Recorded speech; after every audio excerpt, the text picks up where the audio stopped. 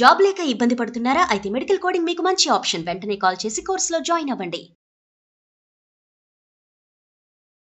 నమస్తే కళ్యాణ్ గారు. నమస్తే జయ గారు. ఇలా కూడా ప్రేమిస్తారా? ఈ రోజుల్లో ఇలా కూడా ఉన్నారా? ఇంకా ఈ స్థాయిలో ప్రేమిస్తారా అనిపించిందండి. చాలా అద్భుతంగా ఉంది అతని వర్షన్ అయితే వింటుంటే. బట్ ఒకవైపే మనం మాట్లాడడం కాబట్టి అసలు ఏం జరిగిందో మనం తెలుసుకునే ప్రయత్నం చేద్దాము. కాల్ చేస్తాను మరి ఒకసారి. చేయండి జయ గారు. నాకు గాఢంగా ప్రేమించే అబ్బాయిలు అంటే ఎంత ఇష్టం మేడం. అవునండి. స్వచ్ఛమైన ప్రేమ అది. హలో కిరణ్ అండి. నమస్తే అండి, నేను జయాని అందమైన జీవితం ప్రోగ్రామ్ నుంచి కాల్ చేస్తున్నాను. కిరణ్ స్టూడియోలో ఉన్నాను. డాక్టర్ కళ్యాణ్ చక్రవర్తి గారు కూడా ఉన్నారు. గుడ్ మార్నింగ్ నాన్న. కిరణ్, ఏదో నీ ప్రేమ గురించి చెప్తావు అని మేడం అంటే వెంటనే కలపండి అని అన్నాను. ఏంటి నాన్న? అదే నేను యాక్చువల్లీ ఒక అమ్మాయిని లవ్ చేశాను. ఎంత? నీ వయసు ఎంత? నా ఏజ్ 26-27 వస్తాయి. ఎప్పటి నుంచి ప్రేమిస్తున్నావు ఆ అమ్మాయిని? ఫస్ట్ ఇయర్ నుంచి చూస్తున్నాను ఆమెని. అప్పటి నుంచి నాకు కొంచెం ఆమె అంటే ఇష్టమే. పెళ్లి చేసుకోవాలని ఒక థాట్ వచ్చింది నాకు. కరెక్ట్. సో అందుకని నేను థర్డ్ ఇయర్ లో ఆమెకి ప్రపోజ్ చేశాను. ఆమెకు కూడా నేను అంటే ఇష్టమే కాబట్టి ఆమె కూడా నన్ను యాక్సెప్ట్ చేసింది. సో అప్పటికే తన మనసులో ఉన్నదా కిరణ్ అనే అబ్బాయిని? తన లోపల అంటే బయటికి చెప్పలేదు కానీ నువ్వు చెప్పిన తర్వాత చెప్పింది. అవును, అంటే ఆమెకి ఇష్టమే నేనంటే, కానీ ఫ్రెండ్ లాగా మాట్లాడే వాళ్ళం మేము. కానీ ఎప్పుడైతే నేను ఆమెకి నేను ఎలా అయితే ఆమె గురించి ఫీల్ అవుతున్నాను అని చెప్పాను, అప్పటికెళ్ళి ఆమె కూడా నన్ను కూడా లవ్ చేసింది. ఆమె కూడా. ఇప్పుడు ఏం చేస్తున్నారు కిరణ్ మీరు? నేను జాబ్ చేస్తున్నాను. నేను ఒక ఐటీ జాబ్ చేస్తున్నాను. నాకు ఒక 1 lakh ప్యాకేజ్ ఉంటుంది ప్రెసెంట్. నేను బీటెక్ అయిపోయింది. తర్వాత మేము అనుకున్నాం ఇంకా సరే నేను మంచి జాబ్ తెచ్చుకుని నేను మీ ఇంట్లో వచ్చి మాట్లాడతాను, మా పేరెంట్స్ ని తీసుకొచ్చి మాట్లాడతాను అని చెప్పాను. సో దానికి ఆమె కూడా అగ్రీ చేసింది. ఓకే వచ్చి మాట్లాడు, మా నాన్నకు కూడా చెప్తాను నేను అని చెప్పింది. So I'm very happy that. దాని తర్వాత నేను మా పేరెంట్స్ ని తీసుకుని వెళ్ళాను. వెళ్ళి వాళ్ళ ఇంట్లో మాట్లాడదామని వెళ్తే వాళ్ళ నాన్న చాలా అవమానంగా మాట్లాడారు. చాలా బాధగా అనిపించింది నాకైతే అప్పుడే. అంటే నీ స్థాయి ఏంటి, అసలు నువ్వు ఎవరు, నువ్వు అసలు మావాడివేనా అన్నట్టు మాట్లాడారు. అంటే ఇది ఎక్స్పెక్ట్ చేయలేదా కిరణ్? అంటే మీ గర్ల్ ఫ్రెండ్ నీతో చెప్పలేదా ఇలా మా నాన్న యొక్క రియాక్షన్ ఇలా ఉంటది? డైరెక్ట్ గా ఇంటికి పట్టుకెళ్ళిపోయింది. ఆ అమ్మాయి పేరేంటన్నా? అమ్మాయి అని ప్రసార్ అంటాం బాగాలేదు. ఆ అమ్మాయి పేరేంటి? ఆ అమ్మాయి పేరు Madhuri. Madhuri Kiran love story. Okay చెప్పనన్నా. నువ్వు కొంచెం జాగ్రత్తగా మాట్లాడు, నువ్వు మంచిగా మాట్లాడితే డాడీ కూడా యాక్సెప్ట్ చేస్తారు అని చెప్పింది. అంటే ఫైనాన్షియల్ స్టేటస్ గురించి ఎంక్వైరీ చేశారా? ఏం చేశారు కిరణ్? అంటే అది క్యాస్ట్ కమ్యూనిటీ గురించి అడిగారు. అవునండి. ఇక్కడే కొంచెం ఇలా డౌన్ అయిపోయాం మేము కొంచెం బాగా. అలా అడిగేసరికి మీ స్థాయి ఏంటి, మీకు అంత అర్హత ఎక్కడి నుంచి, నేను మా ఊర్లో వాళ్ళకి ఏం చెప్పాలి, మీ స్టేటస్ లేదు ఏం లేదు, నువ్వు నా కూతురు లవ్ చేస్తావా, ఇలాంటి మాటలు అనేసరికి ఇంకా నాకు చాలా బాధ అనిపించింది. సో ఫైనాన్షియల్ స్టేటస్, నాన్నగారు ఆటో నడుపుతున్నారు అనేది ఒకటి, ప్లస్ కులం కూడా కొంచెం చాలా లో క్యాస్ట్ అలా, అందుకని. అండ్ అలాగే వాళ్ళు కూడా కొంచెం హై క్యాస్ట్, దాని వల్ల కొంచెం అలా అయ్యింది. తర్వాత ఇంకా కొంచెం వాళ్ళు అలా మాట్లాడేసరికి మాకు కూడా చాలా బాధ అనిపించింది. మాకు అంటే ఎవరెవరు వెళ్ళారు? నేను మా అమ్మ వెళ్ళాము. మా నాన్న రాలేదు ఆ రోజు. అమ్మగారు వచ్చారు. ఇద్దరం కలిసి వెళ్ళాము. వాళ్ళ డాడీ కొంచెం మంచి గవర్నమెంట్ జాబ్ అవుతుంది వాళ్ళ డాడీది. అండ్ వాళ్ళ మదర్ కూడా ఉన్నారు, హౌస్ వైఫ్. ఇంకా వాళ్ళ బ్రదర్ ఉన్నారు. బ్రదర్ మాత్రం ఇన్వాల్వ్ అవ్వలేదు. బ్రదర్ ఇన్వాల్వ్ కాలేదు.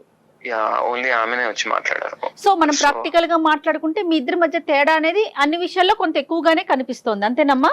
అవునండి. వాళ్ళ నాన్నగారికి మనకి కాదు, నాన్నగారి విషయంలో ఆయన దృష్టి ఇదంతా చూసి అమ్మ చాలా అవమానం ఫీల్ అయిందన్న.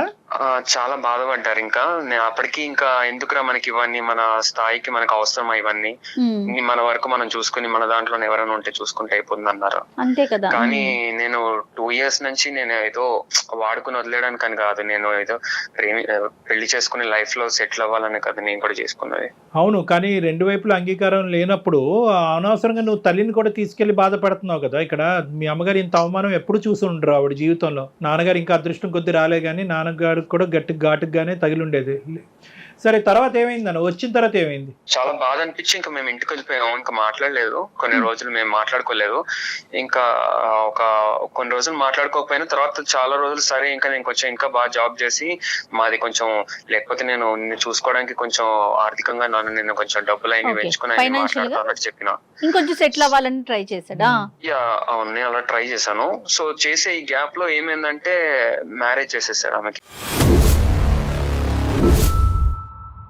సో ఆమెకి మ్యారేజ్ అయిపోయింది. నేను చాలా అసలు అన్ఎక్స్పెక్టెడ్, అది అసలు అనుకోలేదు మ్యారేజ్ అయిపోతుంది.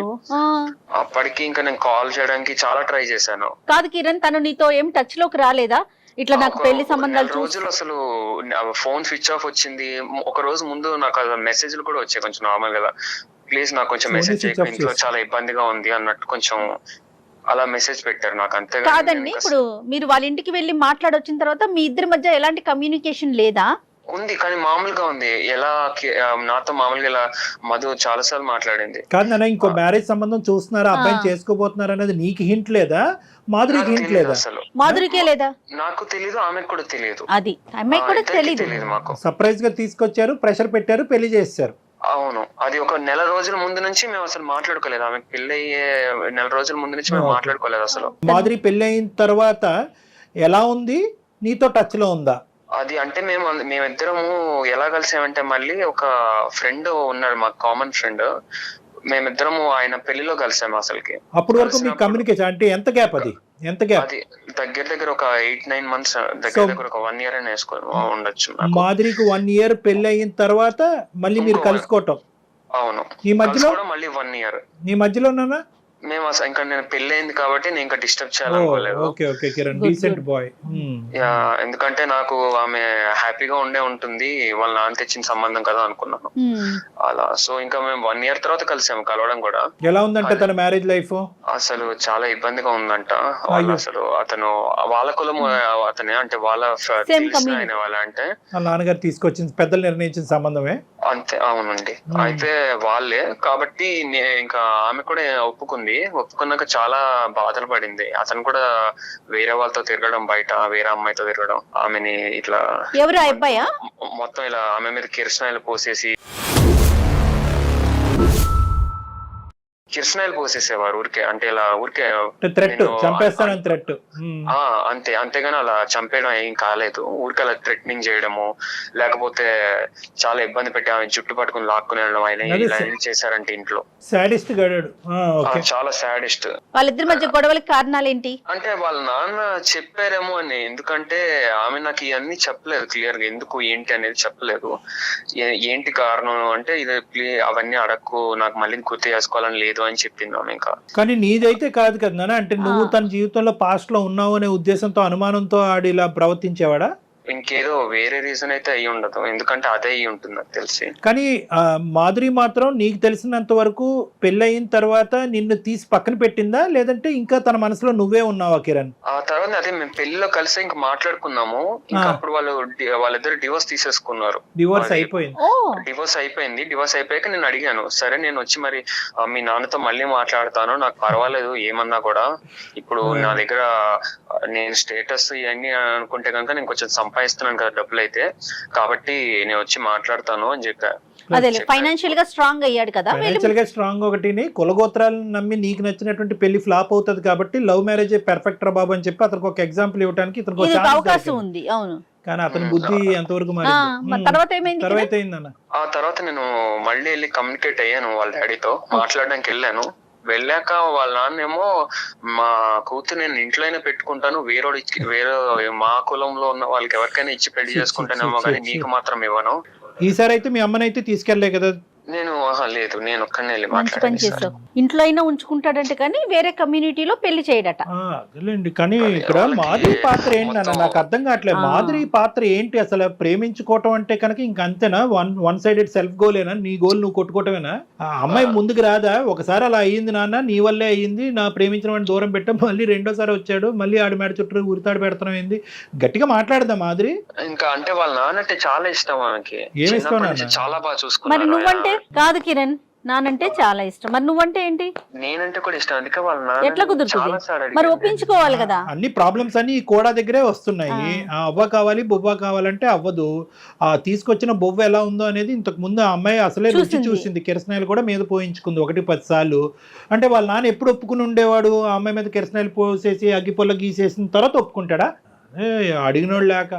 సరే ఇప్పుడు మా దగ్గరికి ఎందుకు వచ్చావు? అంటే తనకి నేనంటే చాలా ఇష్టం, కానీ వాళ్ళ నాన్న చెప్పినట్టే విందాం అన్నట్టు ఆమె అనుకుంటోంది. అంటే వినటం అంటే ఏంటి? వాళ్ళ కమ్యూనిటీలోనే మళ్ళీ పెళ్లి చేసుకోవాలనా?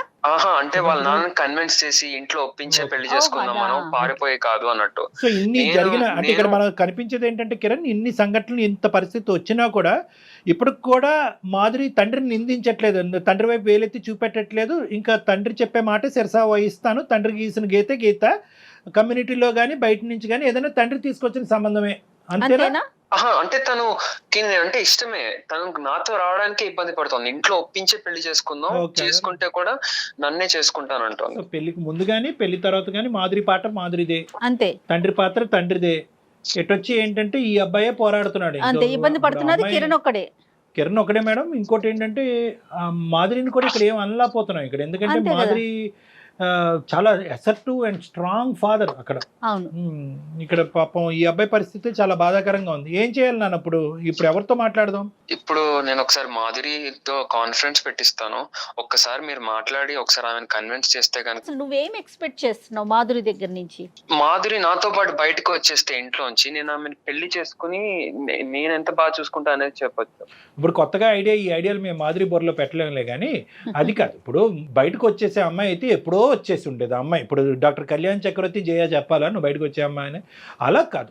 బేసికలీ ఏంటంటే ఆ అమ్మాయి కొద్దిగా ఎక్కడ తండ్రిని కన్విన్స్ చేసేటటువంటి మార్గాలు ఎలా ఉంటాయి, ఏ విధంగా కన్విన్స్ చేయాలి. ఒకప్పుడు తండ్రి ఒప్పుకోకపోతే కనుక ఎటువంటి పెద్దవాళ్ళని ఇన్వాల్వ్ చేయాలి, తండ్రి కూడా రెస్పెక్ట్ ఇచ్చి తండ్రి కూడా మాట్లాడే కొంతమంది ఉంటారు కదా, ఆ వ్యక్తులను ఎలా ఇన్వాల్వ్ చేయాలి అనేది కూడా మనం మాట్లాడాలి. సో కాబట్టి ఏంటంటే నాన్న, ఫస్ట్ టైము కిరణ్ ఇంతకాలం ఓపిక పట్టాడు, చాలా గొప్ప. ఏంటి 3 సంవత్సరాల పాటు చూస్తూనే వ్యక్తపరచకుండా 3 సంవత్సరాల తర్వాత వ్యక్తపరిచి ఆ అమ్మాయి ఒప్పుకున్న తర్వాత, ఆ అమ్మాయి ఒప్పుకున్న 2 సంవత్సరాల తర్వాత తండ్రి వరకు తీసుకెళ్ళి, తండ్రి కాదు అంటే కనుక తలదించుకుని వెనక్కి వచ్చేసి ఆ అమ్మాయి మ్యారేజ్ని డిస్టర్బ్ చేయకుండా, రేపొద్దున మ్యారేజ్ డిస్టర్బ్ అయిన తర్వాత కూడా పాత కిరణ్ లాగే తండ్రిని ఒప్పించాలి అని అనుకునే ఒక మంచి కిరణ్ని ఈరోజు అందమైన జీవితం ద్వారా చెడ్డ కిరణ్ అని చెప్పించాలని మేము అనుకోవట్లే. కాబట్టి పారిపోయి వచ్చేసి లేచిపోయి వచ్చేసి అనేది ఈ వేదిక ద్వారా వద్దు, అది కాదు.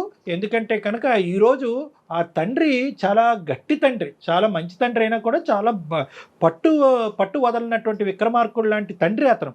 రేపొద్దున ఈ పని చేస్తే కనుక ఆ అమ్మాయికి ఇప్పుడు చూపెట్టేది కాదు, అతను తర్వాత చూపెడతాడు ఒక విచిత్రమైన ప్రపంచం, అంతకు కూడా ఒడిగొడతాడు. అలా చేయటం ద్వారా మీ ఇద్దరి మధ్యన ఏదైతే కష్టపడి కింద మీద పడి పెళ్లి చేసుకున్న దాని యొక్క విలువ పోతుంది, ఆ సంతోషం పోగొట్టుకున్న వాళ్ళు అవుతారు. కాబట్టి చెప్పే విధానంగా పెద్దరికంగా మేము ఎలా చెప్పాలో అలా చెప్పడానికి ఒక ప్రయత్నం చేస్తాం. ఫస్ట్ మాధురికి ఫోన్ అయినాను, ఒకసారి చెప్పు మా ఇట్లా కళ్యాణ్ గారు ఉన్నారు, ఇది అందమైన జీవితం ప్రోగ్రామ్ అని మీరు మాకు చెప్పినాక నెక్స్ట్ మాట్లాడదాం. ఓకే. ఇంకా ఎందుకంటే ఈ అబ్బాయికి కూడా ఇంట్లోంచి ప్రెషర్ ఉంటది కదా, ఇంకెంతకాలం రానమ్మాయి కోసం వెయిట్ చేస్తావు అంటారు కదా. ఇంకా గొప్ప మనసు, పెళ్ళైనా నేను చేసుకుంటానని అడుగుతున్నాడు. పెళ్ళైనా పర్వాలేదు, ఆ అమ్మాయిని నువ్వే చేసుకొని పాప తల్లిదండ్రులకు వందనాలు. నమస్కారం. కిరణ్ నాన్న మాట్లాడావా ఇంట్లో? ఏం మాట్లాడాలి కిరణ్, తెలుసు కదా నీకు డాడీ ఏం చెప్తారో. ఎన్నిసార్లు ట్రై చేసినా అదే చెప్తూ ఉంటారు. ఇంకా ఇంకొకసారి ట్రై చేసి కదా. నేను మళ్ళీ మాట్లాడినా, ఎంత చెప్పినా అదే చెప్తున్నారు. నేను ఆల్రెడీ చెప్పినా, మీరు చెప్పిన సంబంధం నేను చేసుకున్నా, ఏం జరిగిందో చూసారు కదా, అట్లీస్ట్ ఇప్పుడైనా ఒప్పుకోండి అని చాలా ట్రై చేశా, కానీ అసలు వినడం లేదు నా మాట. ఏదైనా పర్లేదు, కొంచెం టైం తీసుకొనైనా నీకు మంచి సంబంధం తెస్తా నేను అని అదే చెప్తున్నారు. అయితే నేను ఇది అందమైన జీవితం అని ఒక ప్రోగ్రామ్ ఉంది కదా, వాళ్ళకి మెయిల్ పెట్టా. యాక్చువల్లీ వాళ్ళు ఒకసారి మాట్లాడతావా? లేదు కొంచెం మాట్లాడు ఒకసారి. మాధురి సార్ చెప్పండి సార్. నమస్తే అమ్మా. ఏంటంటే ఇప్పుడు నా పేరు డాక్టర్ కళ్యాణ్ చక్రవర్తి, నాతో పాటు హోస్ట్ ఇక్కడ జయ గారు కూడా ఉన్నారు, అందమైన జీవితం. యూజువల్గా ఇక్కడ మనం కొద్దిగా కాంప్లెక్స్, ఈజీగా తెగనటువంటివి లేదంటే దీర్ఘకాలికంగా అలా స్ట్రెచ్ అవుతూ అందరినీ మానసికంగా పరీక్ష పెట్టేటటువంటి సమస్యలను మనం టేకప్ చేస్తున్నాం. మీది కూడా అలాంటిదే అనేది నా ఆలోచన. అందు గురించి వెంటనే ఫోన్ కలపడం జరిగింది. ఇప్పుడు ఇక్కడ ఎలా ఉంది అంటే పాపం కిరణ్ మీద పరిస్థితి అసలు అతను దయనీయమైనటువంటి పరిస్థితి వర్ణాతీతం. ఎందుకంటే ముందు నొయ్యి వెనక గొయ్యిలాగా ఉంది కదా. ఇప్పుడు పాపం వాళ్ళ పేరెంట్స్ ఒప్పుకోవట్లేదంటే అది వేరే విషయం. పాపం వాళ్ళు మీ పెళ్లికి ఇంతకు ముందు నీ జరిగిన విడాకులైనటువంటి పెళ్లికి ముందు మీ ప్రేమను వాళ్ళు అంగీకరించారు. వాళ్ళు చేసిన పాపం ఏంటి నాకు అర్థం కావట్లేదు. ఇప్పుడు నీది విడాకులు అయిన తర్వాత మళ్ళీ ఈ రోజు ఒంటరిగా ఉన్న నిన్ను మళ్ళీ అప్పుడు కూడా అంగీకరిస్తున్నారు. వాళ్ళ పేరెంట్స్ సైడ్ నుంచి ఎటువంటి అభ్యంతరం లేదు. కిరణ్ మాత్రం ఒక అమర ప్రేమికుడిలాగా అప్పుడు ఇప్పుడు ఎప్పుడు మాదిరి తప్ప ఇంకో జీవితమే లేదని అంటున్నాడు. ఇక్కడ ఎంతవరకు ఒక మనిషి తన జీవితాన్ని త్యాగం చేస్తాడు? ఎంతవరకు ఒక తల్లి తండ్రి వాళ్ళ కన్న కొడుకు కళ్ళెదురుగుంటే ఇలాగా దహించిపోతుంటే జీవితం సర్వనాశనం అవుతుంటే కనుక ఎంతకాలం వాళ్ళ తల్లిదండ్రులను నోరు మూసి నూరుకుంటారు? ఇప్పుడు నువ్వేమొచ్చి అమ్మ నాన్న కావాలి ప్రేమికుడు కావాలి అంటున్నాడు. కానీ ఇక్కడ నువ్వు కావాలి అని అంటూనే ప్రేమికుడిని ఏమొచ్చి రబ్బర్ బ్యాండ్ లాగా సాగదీస్తున్నావు. మీ నాన్న మాత్రం అలా గుప్పెట్లో పెట్టుకుని కాపాడుకుంటున్నాం. మీ నాన్నతో గొడవ పడమని అనట్లేదు, మాట్లాడే విధంగా మీ తండ్రితో మాదిరి నువ్వు మాట్లాడేవా అని అడుగుతున్నావు. కిరణ్ కాల్ చేశారు నాన్న.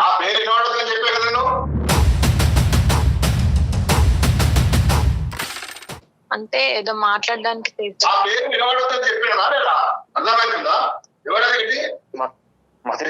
హలో హలో బాబు, నీకు ఇంత ముందు చెప్పా కదా అంకుల్. ఎంత మంచి చెప్పినా నీకు అర్థం కాదా? కాదంకుల్, నాతో ప్రాబ్లం ఏంటి అంకుల్? నేను సంపాదిస్తున్నాను కూడా కదా అంకుల్. నెలకి ₹1,00,000 వస్తాయి అంకుల్. ఎవరికి ₹1,00,000? అసలు నువ్వెక్కడ నేనెక్కడ? అసలు నీకు నాకేమైనా పొంతన ఉందా? అంకుల్ మీరు ఆల్రెడీ ఒక మ్యారేజ్ చేశారు కదా అంకుల్, అది చూసారు కదా ఎలా అయిందో మొత్తం పెళ్లి. అది పెళ్లి అయింది, డివోర్స్ అయిపోయింది. అతను అంతా టార్చర్ చేశాడు. నేను 2 years నుంచి లవ్ చేస్తున్నాను. కూడా పర్వాలేదు, ఇంకోటి అయినా కూడా పర్వాలేదు. నాకు నీకు చాలా చాలా దూరం ఉంది. అది నా కమ్యూనిటీ వాడైనా నా కమ్యూనిటీ వాడు ఎవడైనా పర్లేదు నేను ఇచ్చుకుంటాడు. దీనికి నీకు సంబంధం లేని విషయం. నువ్వెక్కడ నేనెక్కడ? ఇప్పుడు ఏంటి అంకుల్ ఇన్ని ఇయర్స్ ఎప్పుడు అంకుల్? అది ఎన్నేళ్ళు అయింది అంకుల్ అదంతా అయిపోయి? ఇప్పుడు ప్రెసెంట్ ఏంటి అంకుల్? అసలు లవ్ చూస్తారు అంకుల్ ఏంటి? మేము ప్రేమించుకుంటున్నాం. అది అసలు ఏంది? అసలు నీకు ఏం అర్థమవుతుంది? అసలు నేను ఎవరు అనుకుంటున్నావు? ఇంతకి నీ ఆలోచన ఏంది? నీకు ఎంత అనుభవం ఉంది? అసలు నీ కమ్యూనిటీ ఏంది, నా కమ్యూనిటీ ఏంది? అర్థమవుతుందా? ఏం ప్రేమ పెళ్లిళ్ళు ఇవేనవి?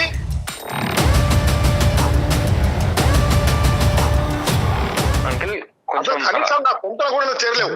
అర్థమైందా? తలెత్తుకొని తిరగలవా సొసైటీలో? వద్దని చెప్పే కదా. ఎప్పటికైనా నీ పద్ధతులు ఉండు. సార్ గురుగారు నమస్తే, నేను కూడా లైన్లో ఉన్నాను. నేను ఉన్నానని మీకు తెలియలేదు అనుకుంటాను. నా పేరు డాక్టర్ కళ్యాణ్ చక్రవర్తి. నాతో పాటు హోస్ట్ జయ గారు ఉన్నారు. మేము అందమైన జీవితం అనే కార్యక్రమం సుమన్ టీవీ నుంచి ఫోన్ చేస్తున్నాం. అంటే మేము బేసికలీ ఏంటంటే 1-2 నిమిషాలు ఓపిక్గా వినండి గురుగారు. మీ పేరు నేను అడగలేదు. మీ పేరు సతీష్ కుమార్ అండి. సతీష్ కుమార్ గారు. నమస్తే సతీష్ కుమార్. మీరు ఎవరు అని అడుగుతారేమో అని అనుకున్నాను, కానీ అడగకముందే బహుశా యాక్సెప్ట్ చేశారు నన్ను మాట్లాడటం. సంతోషం. నేనేంటంటే ఏదో గొడవలు పెట్టేటటువంటి గురించి రాలేదు. సానుకూలంగా ఈ ఇష్యూని ఎలా రిజాల్వ్ చేయాలి, మానసికంగా అందరినీ వేధించేటటువంటి ఈ 2 కుటుంబాలు 2 ప్రేమికుల మధ్యన ఏళ్ల తరబడి నానుతున్నటువంటి ఈ అంశాన్ని సానుకూలమైనటువంటి పరిస్థితుల్లో ఒక మంచి సొల్యూషన్ చెప్పాలి అనేటటువంటి ఉద్దేశంతో నేను ఈరోజు మీకేం అవడనుకోండి, కానీ కిరణ్ని సంప్రదించడం జరిగింది. కిరణ్ ఏమొచ్చి మాధురికి ఫోన్ కలిపాడు. ఈ లోపల మాధురితో పూర్తిగా మాట్లాడకముందే మీరు వచ్చారు. ఎందుకంటే మీ పాత్ర ఇక్కడ పెద్దది. ఎందుకంటే మాధురి 2 మాటలు చెప్పినా అంతకు మించి మాధురి చెప్పలేదు అనేది 5-6 సంవత్సరాలు బట్టి కాలం నిర్ణయించింది. ఏదైనా పెద్ద పాత్ర, పెద్ద మనసు చేసుకోవాల్సినటువంటి వ్యక్తి ఎవరైనా ఉన్నారు అంటే అది ఈరోజు సతీష్ కుమార్ గారే.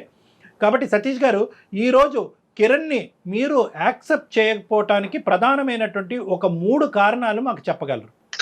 ఓకే సార్, ఇప్పుడు మీకేం సార్, అక్కడ చూసినంత మాత్రాన ఇక్కడ నాకు సొసైటీ ఇలా నేను తలెత్తుకొని తిరగడానికి. మీరు ఎక్కడ కూర్చున్నారో మీ కారణాలే చెప్పమంటున్నారు. మా కుర్చీ గురించి మీకు అనవసరం. మీ కారణాలు ఏంటో చెప్పండి. సార్ మీకెందుకు? నా ఫ్యామిలీలో మీరు వచ్చి చెప్పడం ఏంటి? కాదు, అసలు అర్థమైపోయింది. ఒకటి, ఇది మీ ఫ్యామిలీ, మీ యొక్క హక్కుల నుంచి పరిధులు దాటి ఒక సామాజిక పరమైనటువంటి అంశం ఎక్కడో చోట ఒక పెద్దవాళ్ళు ఇన్వాల్వ్ అవ్వాల్సినటువంటి పరిస్థితికి వచ్చింది. ఎప్పుడైతే కనుక మీ అమ్మాయికి కిరణ్ వద్దు అని చెప్పి ఫస్ట్ అటెంప్ట్లో మీరు అన్నారో, ఎప్పుడైతే కిరణ్ విత్డ్రా అయిపోయాడో అప్పుడు మీకు కావాల్సిన పెళ్లి మీరు చేశారో అక్కడి వరకు ఇది మీ కుటుంబం ఇష్యూ.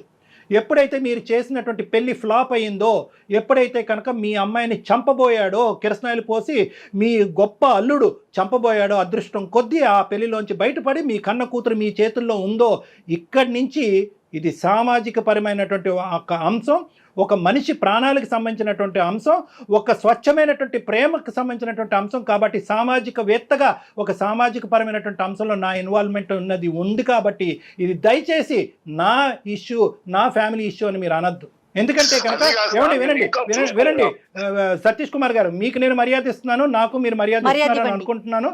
ఒక అంశం నేను చెప్తున్నాను, ఇక్కడ చాలా ముఖ్యమైనటువంటి అంశం. సమాజంలో పరువు హత్యలు అనేటటువంటిది విచ్చలవిడిగా జరుగుతున్నాయి, కొన్ని బయటకు వస్తున్నాయి, కొన్ని రావట్లేదు.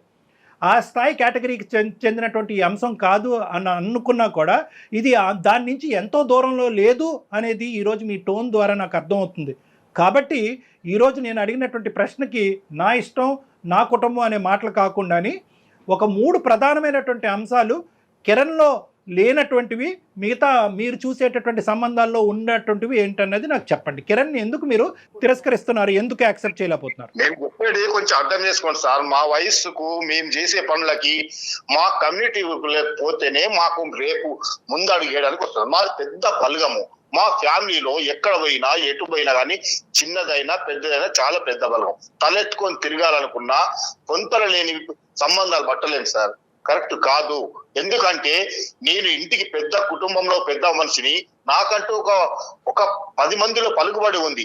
దీన్ని ఎదిరించి నా కులాన్ని ప్రోత్సహించకుండా నేను పిల్లల్ని చేస్తే నాకు రేపు పరువు ఏమైతుంది? అసలు కనీసం తిరగలనా? ఒకటే ఒక్క మాట అండి, ఈ రోజు నా పిల్ల ప్రాణాలతో ఉంది కాబట్టి నా పరువు, నా చుట్టాలు, నా బలగం, నేను పెద్ద మనిషిని అంటున్నారు. ఆ అమ్మాయిని అతను మీరు సో కాల్డ్ ఒక పర్సన్కి ఇచ్చి పెళ్లి చేశారు. ఆ అబ్బాయి చంపేసి ఉన్నట్లయితే ఈ పరువు, మర్యాద, మీ పెద్దరికం ఏమయ్యేది? కరెక్ట్ అమ్మా. ఇప్పటికైనా కూడా అదే నా సొసైటీ వాడైతే నాకు పర్వాలేదు, అయితే ఇంకొకటి చేస్తాం. ఇంకా కొంచెం కాదండి, ఎన్ని హింసలు పెడుతున్నా, ఎన్ని బాధలు పెడుతున్నా మీ కమ్యూనిటీలో పర్సన్ అయితే పర్వాలా, బయట మనిషి అయితే యాక్సెప్ట్ చేయరు. అంతేనా మీరు చెప్పేది? కరెక్ట్ కదమ్మా. ఇప్పుడు ఎట్లా అంటే ఒకసారి మీరు చూడండి, మీరు ఎన్ని చూస్తలేరు బయట, మా ఊర్లో చూస్తారా, పక్క ఊర్లో చూడండి ఎంత ఇప్పటికీ ఊర్లో కులం నుంచి వివేయడము, ఊరు బయట పెట్టడము, వాళ్ళకు మంచి అయినా మేము మాకు ముచ్చడైనా ఎవరికి పోకుండా ఎంత ప్రాబ్లం అయితే తెలుసా? ఆ పిల్లలకి ఏం తెలుసమ్మా? కాదండి, మీ అమ్మాయి మీ మీద ఇంకా చాలా గౌరవంతో ఒకసారి ఇబ్బంది పడి చావు బతుకుల మధ్య మీ ఇంటికి వచ్చినా కూడా ఇంకా మా నాన్న ఇష్టం, మా నాన్న మాట్లాడితేనే, మా ఇంట్లో వాళ్ళు ఒప్పుకుంటేనే నిన్ను పెళ్లి చేసుకుంటానని చెప్పి మీకు అంత గౌరవం ఇస్తోంది. మీరు ఒక్క మెట్టు తగ్గలేరండి పిల్ల సంతోషం కోసం? మీరే నుంచొని చేస్తే సొసైటీ ఏమంటదండి, మీ చుట్టాలు ఏమంటారు? మీరే నుంచొని చేస్తే ఏమన్నారండి? మమ్మల్ని ఏమన్నారమ్మా, కాకపోతే ఊరు బయట వదిలేస్తారు. ఇంకా ఏ రోజుల్లో ఉన్నామండి, ఇంకా ఏ రోజుల్లో ఉన్నాం మనం? సతీష్ కుమార్ గారు, ఇప్పుడు మీ ఆ అబ్బాయి పాపం పిచ్చోళ్ళ లెక్క ఈ సంవత్సరం పాటు సరే ఎప్పటికైనా మా మామ వచ్చి కాబోయే మామని అతను ఊహించేసుకుంటున్నాడు, ఎప్పటికైనా అతని అమ్మాయి అవుతాడని చెప్పి సంవత్సరం పాటు, బహుశా సంవత్సరంలో విడాకులు అయింది కాబట్టి సంవత్సరం వెయిట్ చేశాడు. ఆ అబ్బాయి ప్రేమ, ఆ అబ్బాయి మనసు చూస్తే కనుక 10 సంవత్సరాలన్నా వెయిట్ చేసే వ్యక్తిలాగా నాకు అనిపిస్తున్నాడు. అంత స్వచ్ఛమైనటువంటి కుర్రోడు ఎక్కడ దొరుకుతాడండి? ఏ కులంలో దొరుకుతాడు? ఏంటి కులం ఏంటి, గోత్రం ఏంటి? ఇందాక నుంచి మిమ్మల్ని అబ్బాయి పిచ్చోళ్ళలాగా ఏమంటున్నాడంటే ఈ 1 year పాటు నా స్థితిగతులను ఇంప్రూవ్ చేసుకుని ఇంకొద్దుకు సంపాదిస్తే కనుక అప్పటికైనా నా మాధురి వాళ్ళ తండ్రి సతీష్ కుమార్ గారు ఒప్పుకుంటారేమో అని చెప్పి ఇంకా అపోలో ఉన్నాడు. ఇతను ఏంటంటే మీకు అర్థం కానటువంటి అంశం ఏంటంటే, బహుశా కరోనా అనేటటువంటి ఒక పాండమిక్ ఒక చాలా చిన్న ఇన్ఫెక్షన్ ఏమో, ఈరోజు కులం అనేటటువంటిదే ఒక పెద్ద ఇన్ఫెక్షన్ ఏమో. ఇది ఒక వ్యాధి అండి.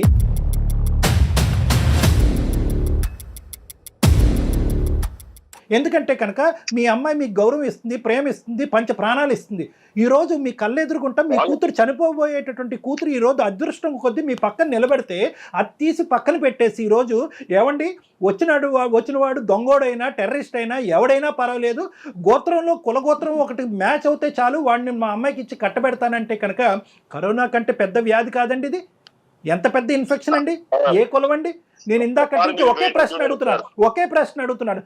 కిరణ్లో లేనటువంటి 3 అంశాలు, మీకు నచ్చినటువంటి 3 అంశాలు అంటే కనుక మీరు చెప్పినటువంటి పాట ఒకటే. పెద్ద కులం చిన్న కులం, పెద్ద కులం చిన్న కులం, మా కులం మా పేరు, పెద్ద చిన్న ఏంటండి ఇది చెప్పి మీకు ఏమన్నా మాకు సొసైటీలో తిరగాలంటే మా ప్రాపర్టీకి నా పేరులో ఉన్న ఆస్తులు కానీ మా పాప పేరు మీద ఆస్తులు కానీ ఒక రకంగా ఏ దాన్ని చూసుకున్నా కిరణ్ కు మాకు పొంతన లేదు. కులం కలిసింది ఇంతకుముందు ఛాన్స్ ఇవ్వండి సార్. సతీ కనీసం నన్ను ఇంకా ఇంప్రూవ్ చేసుకుని నాకు కొంచెం మంచి ప్యాకేజ్ వచ్చే వరకు నేను తమ్ముడు నువ్వు ఎంత కష్టపడినా, నువ్వు ఎంత ఇంప్రూవ్ చేసుకున్నా నీ కులాన్ని మార్చుకోలేగా. సంపాదించిన ఆ పెద్ద మనిషికి కనిపించేటటువంటి ఒకే ఏంటంటే కులం. నువ్వేమనుకుంటున్నావు అంటే కనుక మిగతా అంశాల్లో నేను పెరుగుతూ పెద్ద అయ్యితే కనుక ఇతను ఒప్పుకుంటాడేమో అనుకుంటున్నావు. కాదు, ఆ పెద్ద మనిషికి కనిపించేటటువంటి ఒకటే అంశం ఏంటంటే అది మనిషి ప్రాణాల కంటే ఎక్కువగా చూసేటటువంటి ఒక అంశం ఏంటంటే కులం. ఆ కులం అనేటటువంటి వ్యాధి, ఆ కులం అనే వ్యసనం ఇతను మనసులోంచి తీస్తే గానీ మాదిరి నువ్వు ఒకరెవరు. అది సాధ్యమా కిరణ్? నా బిడ్డ అంటే నాకు ప్రేమ లేదా సార్? నా బిడ్డ అంటే కనీసం చిన్నప్పటి నుంచి ఎంత గారాభంగా పెంచాలో తెలుసా? ఆమె ఏడ పాదం పెడితే మట్టెడుతాను ప్రేమతో పెంచుకున్నా. కానీ నా బిడ్డ ఈ రోజు సార్ నేను కూడా అలాగే చూసుకుంటాను, నేను కూడా ప్రేమగానే చూసుకుంటాను సార్. నీవు చూసుకున్నా కాదు, ఇప్పుడు నా బిడ్డకు జరిగిందంటే బాధపడడం కాదు. మళ్ళీ చెయ్యకుండా మళ్ళీ ఇప్పుడైనా నా కమ్యూనిటీ వాడై ఉండాలి. చాలా ఎక్కువ మాట్లాడారు మా సతీష్ కుమార్ గారు. మీరు మీ కమ్యూనిటీకి శతకోటి వందనాలు. మీలాగా ఆలోచించేటటువంటి వాళ్ళందరికీ ఇంకో శతకోటి వందనాలు.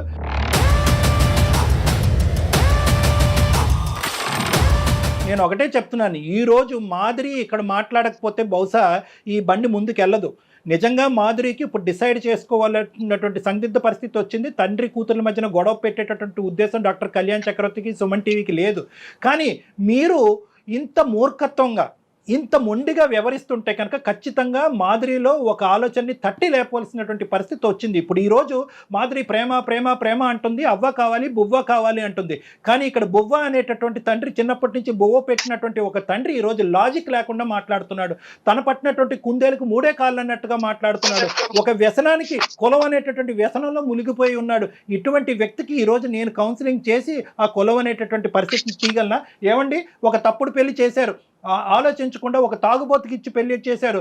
ఒక అనుమానించేటటువంటి ఒక వ్యక్తికి, చంపేబోయేటటువంటి ఒక వ్యక్తి పెళ్లి చేశారు. ఎక్కడుందండి మీ కులం? ఆ కులం వచ్చి అప్పుడు మాట్లాడలేదా మీతో? ఆ కులం వచ్చి మాట్లాడలేదా? ఏ సతీష్ కుమార్ ఏం చూసావు, ఏం చేసావు? అల్లారు ముద్దుగా ప్రేమించి పెళ్లి చేసావు, ప్రేమించి బాగా పెంచుకున్నాను నా కూతుర్ని అన్నావు. మరి ఇలాంటి సంబంధం తీసుకొస్తామని చెప్పి మీ వైపు ఎవరు వేలెత్తి చూపెట్టలేదా? మిమ్మల్ని కులం నుంచి బహిష్కరించలేదా? సార్ ఒక్కసారి తప్పు జరిగిందని నన్ను అనుకుంటే ఇంకొకసారైనా, ఈసారి నా చేసిన తప్పు మళ్ళీ చేయకుండా నా సొసైటీలో ఎవరైనా పర్లేదు, కనీసం ఏదైనా అతనికి ఇచ్చి చేసి. మాధురి ఈ రోజు నువ్వు మాట్లాడవలసినటువంటి పరిస్థితి ఆసన్నమైంది. ఒక్కసారి ఎప్పుడైనా రెస్పాండ్ నువ్వు కర్ర ఎరగకూడదు, పాము చావకూడదు అంటే అవ్వదమ్మా. ఇక్కడ ఏదో ఒకటి విరగాలి. నువ్వు గొంతెచ్చి నీ మనసులో ఉండేటటువంటి ఒకరు ప్రేమిస్తే అది ప్రేమ కాదమ్మా. ఒకరు ప్రేమించినంత మాత్రం పెళ్లి అవ్వదు. నిజంగా నువ్వు గాఢంగా నువ్వు కిరణ్ ని ప్రేమించేటట్టయితే కనుక ఈ రోజు మా యొక్క సపోర్ట్ నీకుంది, నువ్వు మాట్లాడాలి. చెప్పండి సార్. ఏం చెప్పాలమ్మా? నీ నాన్నగారి మాట నువ్వే వింటున్నావు కదా. ఏంటి నువ్వు చదువుకున్న దానివి, ఈ జనరేషన్ అమ్మాయివి. స్టార్టింగ్ నుంచి అదే చెప్తున్నారు. ఎప్పుడైతే మా లవ్ గురించి ఇంట్లో చెప్పామో అప్పటి నుంచి ఇదే చెప్తున్నారు. అయితే కిరణ్ గెట్ లాస్ట్ అని చెప్పు. కిరణ్ గెట్ లాస్ట్ అని చెప్పమ్మా. అతను బతుకుతాడు. ఎందుకు కిరణ్ ఇలా ఎండగడుతున్నావు? తాళ్ళ మీద వేసి బట్టలు ఉతికినట్టు ఉతికారు, అవమానించవలసిందంతా అవమానించారు. వాళ్ళు దిక్కులేనటువంటి పరిస్థితి తీసుకొస్తున్నారు. ఆ అబ్బాయి పెళ్లి చేసుకోకుండా తడిగొట్టు కట్టుకుని అలా కూర్చున్నాడు. పొమ్మను ఎందుకు పెట్టాను ఆయన ట్రై చేసి నేను చాలా సార్లు చెప్పాను, మా ఇంటికి రాకు, నిన్ను చాలా అవమానిస్తున్నారు, అది నాకు నచ్చట్లేదు. అయినా కిరణ్ వినట్లేదు. కిరణ్ వినట్లే కాదు, మాధురి మనసాక్షి ఏం చెప్తుంది? ప్రేమించేవాడిని ఒకరిని ప్రేమిస్తుంది, తండ్రి పెళ్లి చేస్తే ఇంకోటి పెళ్లి చేసుకుంటుందా? అదే నా ప్రేమ అంటే? ఎందుకమ్మా జీవితాలతో ఆడుతారు మీరు ఇలాగా? నిజంగా మీ నాన్న ఇంత కర్కోటమైనటువంటి మనిషి అయితే కనుక అసలు ప్రేమ అనే లూప్లోకి ఎందుకు దించావు ఆ కుర్రోడ్ని? నీకు తెలీదా మీ నాన్న యొక్క వ్యక్తిత్వం? కులగోత్రాలు మ్యాచ్ అవ్వకపోతే అటువంటి పెళ్లికి వెళ్ళడు, అటువంటి పెళ్లిని ఆశీర్వదించడం అనేటటువంటి మీ తండ్రి గురించి కూతురుగా నీకు తెలీదా? మీ ఇద్దరమే కులాలా? మీ ఇద్దరమే గోత్రాలా? మీ అందరూ ఇలా చచ్చిపోవాలా? ఏం మాట్లాడుతున్నావు నువ్వు? మనకి లాస్ట్ ఛాన్స్ ఉంది మాకు. నీ బొంద, నువ్వు ఆగరా బాబు. నేను కిరణ్ తో చెప్పాను సార్, ఇలా మా డాడీకి క్యాస్ట్ ఫీలింగ్ చాలా ఉందని. తను ఏం చెప్పాడంటే ఫస్ట్ అయితే జాబ్ తెచ్చుకుంటాను, నేను సెటిల్ అయ్యాక మాట్లాడతాను, ఈ రోజుల్లో క్యాస్ట్ ఏముంది, సెటిల్ అయితే అందరు ఒప్పుకుంటారు కదా అని చెప్పాడు. సో నేను కూడా ఒప్పుకున్నాను సరే అని. ఎక్కువగా ఊహించుకోలేకపోయాడు కిరణ్. అమ్మ 2 దఫాలు తగిలిందమ్మా అతనికి డోసు, ఒక దఫా కాదు 2 సార్లు దఫా. ఎప్పుడు పెళ్లికి ముందు గోత్రం అనే మాట ఎత్తున్నటువంటి తండ్రిని తల్లిని కూడా అవమానించాడు. అప్పుడైనా కిరణ్కి బుద్ధి రావాలి. లేదు రెండోసారి భర్తను వదిలేసినటువంటి మాధురి వచ్చి నిలబడిన తర్వాత ఇప్పటికీ గోత్రం కులగోత్రాల గురించే తండ్రి మాట్లాడుతున్నప్పుడైనా కిరణ్కి బుద్ధి రావాలి. అతనిది పుట్టుకతో పెట్టినటువంటి వెన్నతో పెట్టిన విద్య కిరణ్. అతను మారాడు. నీకు మాధురి కావాలా? మాధురి నీకు ప్రేమ కావాలా? నీకు కిరణ్ కావాలా?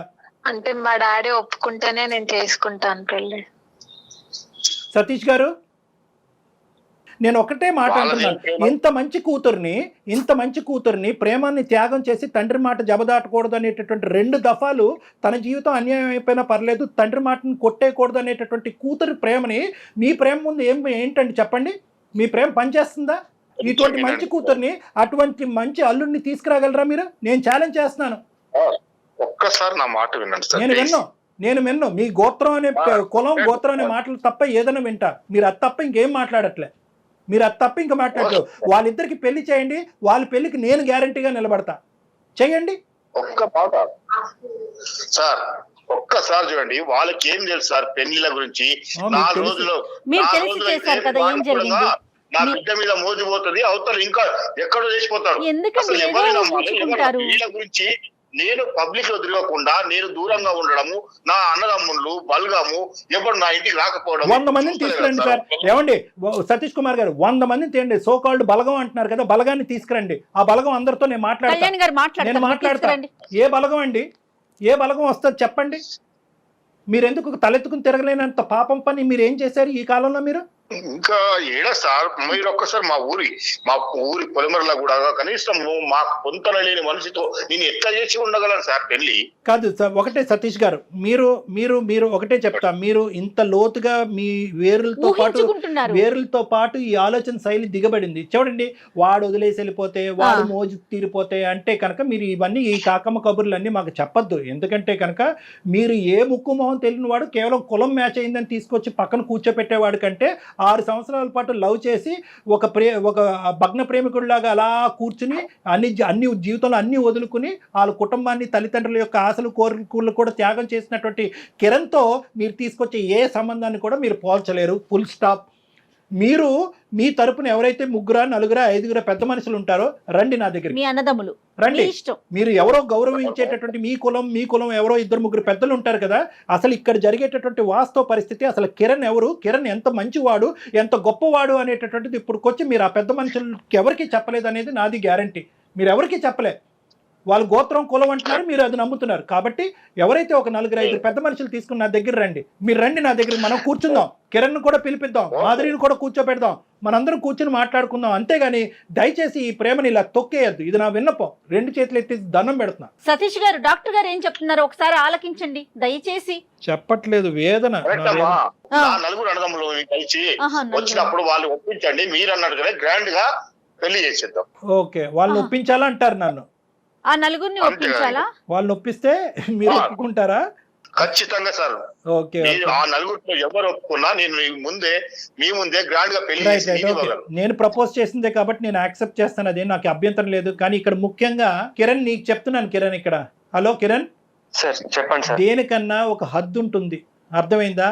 అలాగే ప్రేమకి త్యాగానికి కూడా ఒక హద్దు ఉంటుంది. దయచేసి అర్థం చేసుకో.